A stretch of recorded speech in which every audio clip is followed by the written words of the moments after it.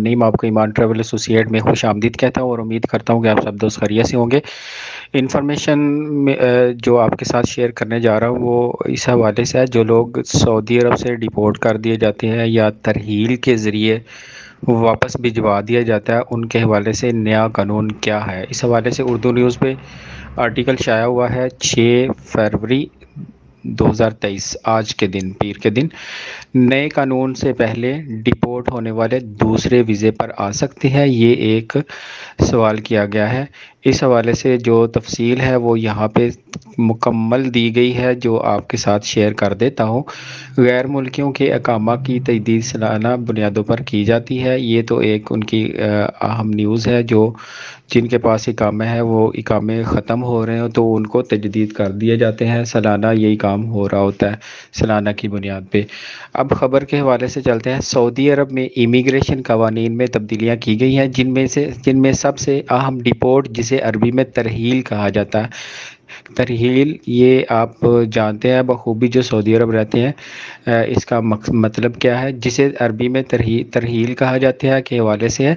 माजी में तरहील से जाने वालों पर मुअय्यना मुद्दत के लिए ममलकत में आने पर पाबंदी आयद की जाती थी। नए कानून के नफाज के बाद इस हवाले से तब्दीलियाँ की गई हैं।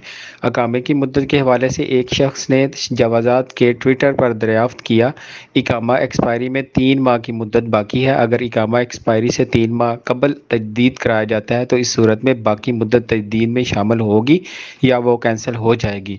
ये बड़ा अहम क्वेश्चन है कि अगर इकामा भी 3 माह बाकी है और वो तजदीद रीन्यू करवा लेता है तो क्या उसका जो 3 माह बाकी रह गए थे वो शामिल कर दिए जाएंगे कि नहीं। सवाल के जवाब में जवाज़ात का कहना था कि इस सूरत में इकामे की तजदीद एक्सपायरी की तारीख के हिसाब से की जाएगी। ये बड़ी आम खबर है कि अगर आप इकामा तजदीद करवा लेते हैं तो वो आपके जो इकामा एक्सपायरी की डेट होगी उस हवाले से उसी हिसाब के साथ उसको तजदीद किया जाएगा। नए तजदीद पर वही तारीख दर्ज की जाएगी जो इकामा की असल एक्सपायरी तारीख है। मिसाल के तौर पर अगर इकामा की एक्सपायरी 20 मार्च है और तजदीद 20 दिसंबर में कराई जाती है, इस सूरत में कबल अज़ वक्त तजदीद की सूरत में इकामा एक्सपायरी के मुताबिक ही तजदीद की जाएगी कि साबिक़ा 3 माह इसमें शामिल रहेंगे। इस हवाले से फ़ीस भी वही ली जाएगी जो एक बरस के लिए मुकर्रर है। वाज़ेह रहे कि जवाज़ात के इकामा कवानीन के मुताबिक गैर मुल्कियों के इकामा की तजदीद सालाना बुनियादों पर की जाती है।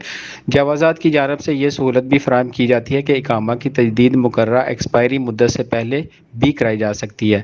अलबत्ता इकामा एक्सपायरी के 3 दिन गुजर जाने के बाद जुर्माना आयद किया जाता है, ये याद रखिएगा। अगर 3 दिन ऊपर हो जाते हैं इकामा एक्सपायरी के तो इसमें जुर्माना आयद कर दिया जाता है।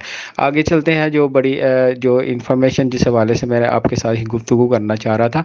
डिपोर्ट होने के हवाले से एक शख्स ने दरियाफ्त किया, साल 2013 में कफ़ील ने हरूब लगा दिया था, जिसके बायस मुझ समेत तकरीबन 30 कारकुनों को डिपोर्ट कर दिया गया।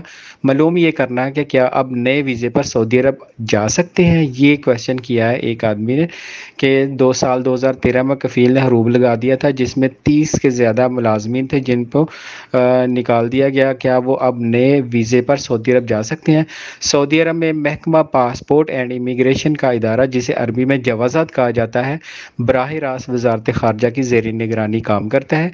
जवाज़ात की जानब से ममलकत के इमिग्रेशन कवानीन में गुज़िश्ता बरस मुतअद्दिद तब्दीलियाँ की गई हैं। कवानीन में तब्दीली डिपोर्ट होने वालों के लिए भी की गई है, जो गुज़िश्ता बरस से ही लागू की जा चुकी है। डिपोर्ट होने वालों के लिए की जाने वाली तब्दीली के बाद वो अफराद जिन्हें सऊदी महकमा डिपोर्टेशन सेंटर, जिसे अरबी में तरहील कहा जाता है, के ज़रिए ममलकत से रवाना किए जाते हैं, इन पर ताहयात पाबंदी आयद कर दी जाती है। ये एक ज़हन में रखिएगा, ताहयात पाबंदी लगाई जा रही है।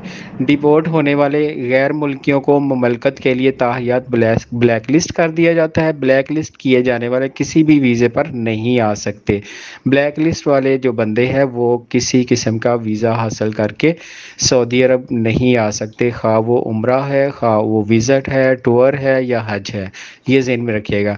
माजी में जब नया कानून लागू नहीं किया गया था, डिपोर्ट होने वालों पर पर महदूद मुद्दत के लिए पाबंदी आयद की जाती थी, जिसके बारे में इन अफराद को मुमलका से रवानगी से हलकर मुतला किया जाता था। तो ये चीज़ ज़हन में रखिएगा। जो पहले माजी में जो हुआ उसमें यह था कि जो लोग तरहील के ज़रिए भेजा जाता था उनको बता दिया जाता था कि आप इतने अरसे तक वापस नहीं आ सकते, वीज़ा नहीं लगवा सकते।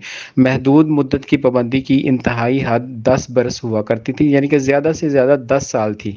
ठीक है, बाज़ को 3 साल, बाज़ को 5 साल, बाज़ को 10 साल। ठीक है, ताहम गुज़िश्ता बरस से की जाने वाली पाबंदी कानून के नफाज से कबल डिपोर्ट होने वालों पर भी आयद की जा रही है।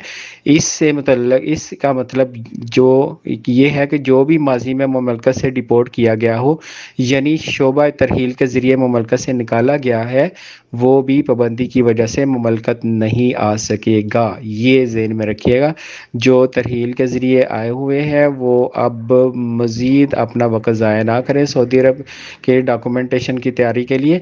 वो किसी सूरत में वापस नहीं जा सकेंगे किसी भी वीज़े पर। इंफॉर्मेशन अपने दोस्तों के साथ शेयर कर दीजिएगा जो अभी भी इसी इंतज़ार में है कि शायद उनका मरहल किया गया, जो ब्लैक लिस्ट किया गया था, वो ख़त्म हो गया या नहीं। ठीक है, बहुत शुक्रिया आपका। अस्सलाम वालेकुम वरहमतुल्लाहि वबरकातुहू। देखनी हो दुनिया या फिर जाना हो अल्लाह के घर, ईमान ट्रैवलर्स एसोसिएट्स आपकी मामनो मददगार। उम्रा के लिए special packages Dubai, Malaysia, Singapore, Bangkok और दूसरे ममालिक के विजिट चंद दिनों में, middle east, Germany, America, Europe और दीगर ममालिक के लिए सस्ती टिकट्स। मजीद मालूमात के लिए आज ही राब्ता करें। Iman travellers associates, Basrur road, national bank, Chawinda, Sialkot. 05262105512। Hafiz Muhammad Naeem 033386145112। Muhammad Waheed 0300 7124512।